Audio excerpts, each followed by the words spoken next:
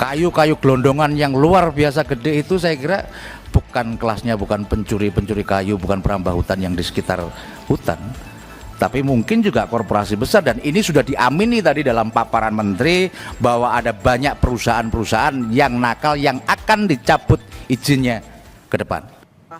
Menelan korban jiwa yang begitu banyak serta Menhub Raja Juli bilang 20 perusahaan tersebut menguasai lahan sekitar 750.000 hektar, termasuk di area Sumatera.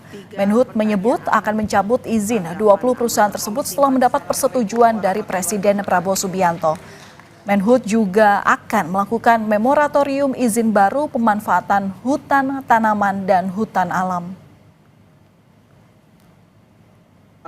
Menelan korban jiwa yang kami Kementerian Kehutanan setelah nanti mendapatkan persetujuan dari Bapak Presiden akan kembali mencabut izin sekitar 20 PBPH yang bekerja buruk lebih kurang seluas 750.000 hektar di seluruh Indonesia termasuk di 3 provinsi terdampak.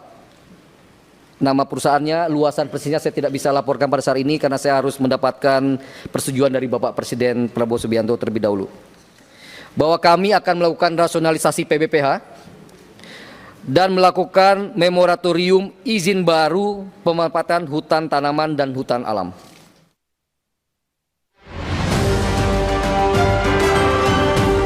Kayu-kayu gelondongan yang luar biasa gede itu saya kira bukan kelasnya, bukan pencuri kayu, bukan perambah hutan yang di sekitar hutan. Kayu gelondongan berukuran besar yang menumpuk jadi pemandangan memprihatinkan pasca banjir dan longsor di Aceh, Sumatera Utara, dan Sumatera Barat.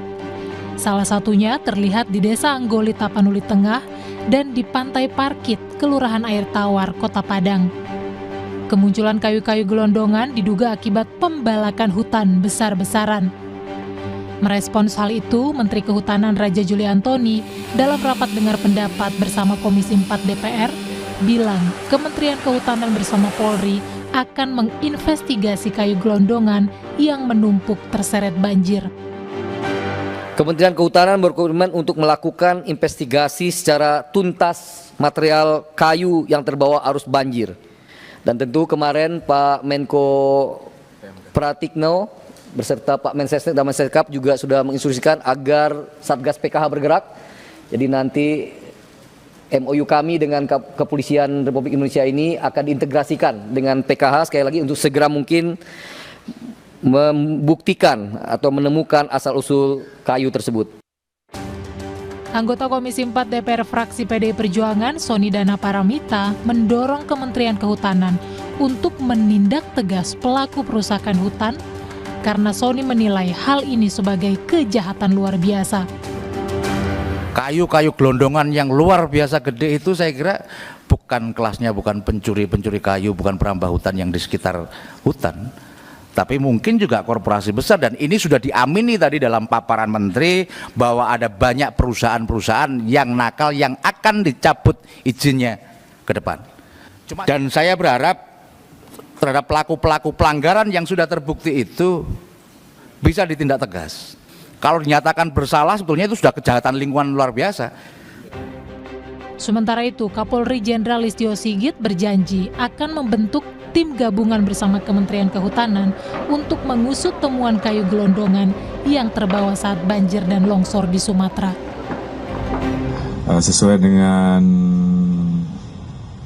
beberapa temuan yang kemudian menjadi atensi dari Bapak Presiden, tentunya kami menyambut baik dan akan melakukan kerjasama dengan